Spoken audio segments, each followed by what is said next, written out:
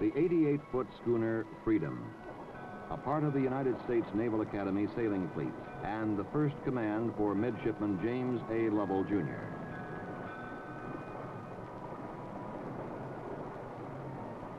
Propelled by the wind, she sailed the saltwater seas of Earth under her young skipper.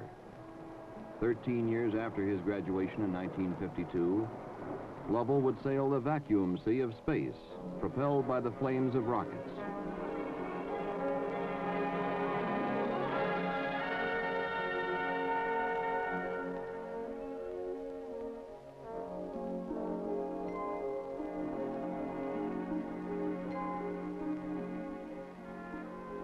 Borman and Lovell would set a world's record for man-hours in space, as well as complete many scientific experiments and participate in man's first rendezvous with other men in space. But the voyage from midshipman to astronaut is great. Upon graduation, Lovell went through flight training and became a naval aviator and test pilot. He accumulated 3,800 hours of flight time, 2,800 hours in jet aircraft. In 1962, he was one of 9 men out of over 200 to survive the intensive screening and become a member of the second group of astronauts.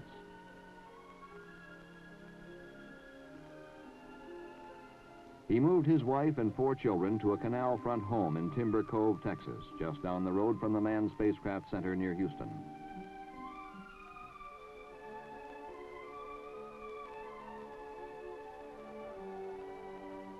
While his schedule as an astronaut left him little spare time, he nonetheless made sure to spend as much time as possible with his family. He and his group received the general training necessary to every astronaut. From classroom to field trip, from simulator to centrifuge, Jim Lovell was learning to live and work in space.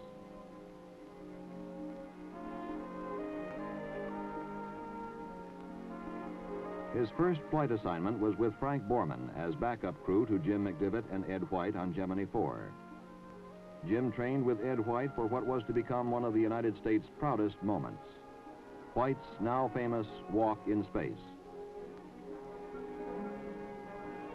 With the successful conclusion of Gemini 4, Borman and Lovell began training as prime crew for Gemini 7. This was to be man's longest flight in Earth orbit, nearly 2 weeks.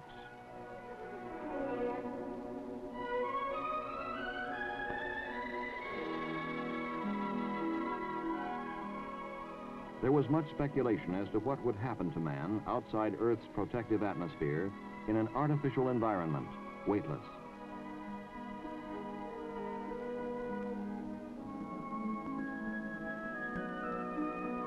Jim Lovell took these historic pictures of the first rendezvous between 2 manned spacecraft.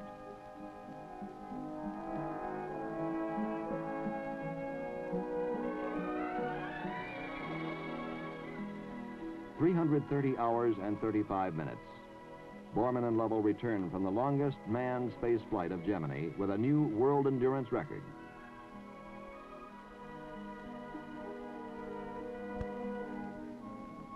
But Jim Lovell could not rest on the accomplishments of Gemini 7. He was immediately named command pilot for the backup crew of Gemini 9A with his pilot Edwin Buzz Aldrin. Even as astronauts Stafford and Cernan splashed down after Gemini 9, Jim Lovell was preparing for his next flight, Gemini 12, the final flight of the Gemini program. On November 11, 1966, less than a year since Gemini 7, Lovell and Buzz Aldrin entered their spacecraft.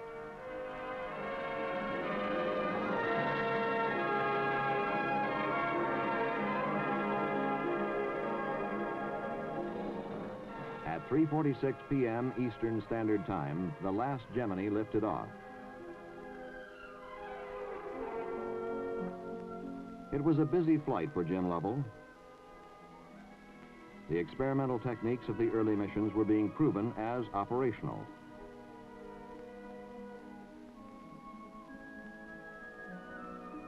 When he stepped onto the deck of the recovery ship, Lovell had spent more time in space than any other man.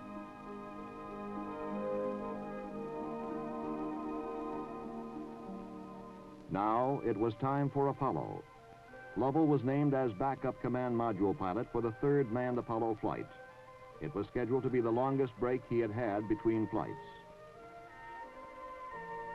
And another honor was to come. He was named the President's advisor on physical fitness and sports.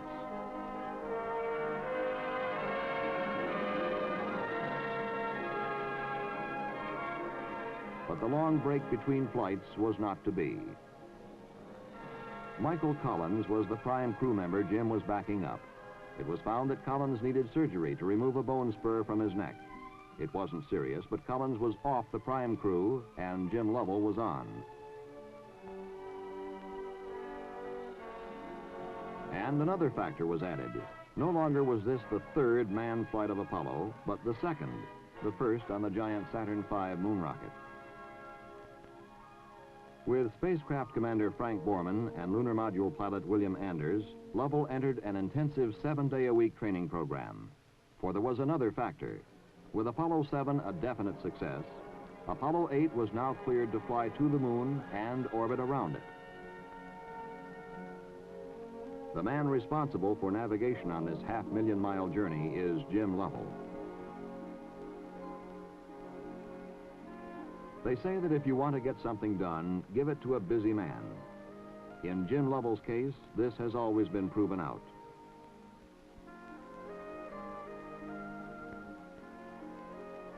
From schooner to spacecraft, Lovell has sailed on the frontier.